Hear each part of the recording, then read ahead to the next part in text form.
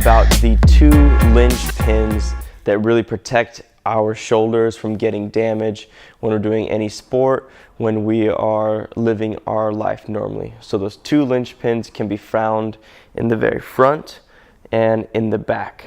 2 connections. The very first one is the short head of the bicep into the pec here.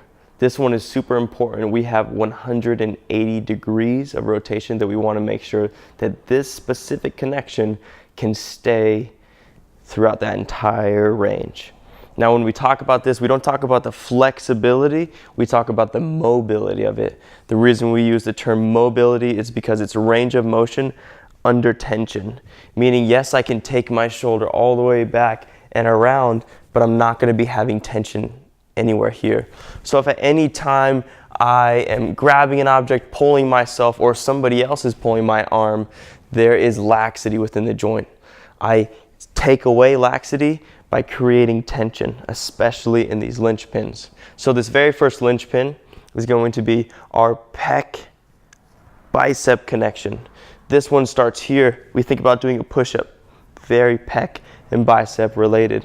But then we start getting lower and lower to something like a ring dip. But then now we get even into more shoulder extension. Here, if we do jujitsu, we're thinking about somebody putting us into a kimura or something like that. And we can see here how this connection just starts to weaken and lose its mobility.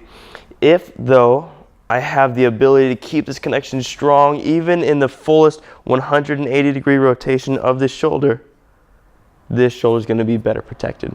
The moment I lose this connection, the shoulder races up. We go to the front of the shoulder, some traps, and we put a lot of pressure on the shoulder where we don't want it. So if we can get the shoulder to have correct mobility all the way through to this 180 degree rotation, we know that we're going to be really protected.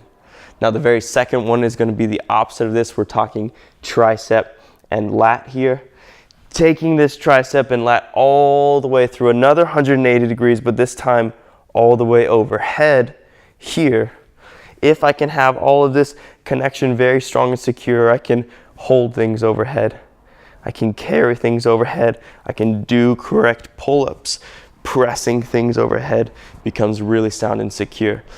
The moment, let's say if I want to just jam myself into a handstand, but I didn't have this connection, when it gets lost, then the shoulder does the same exact thing and has to rely on those small stabilizer muscles of the shoulder, our deltoids, our traps, rhomboids, and some other things.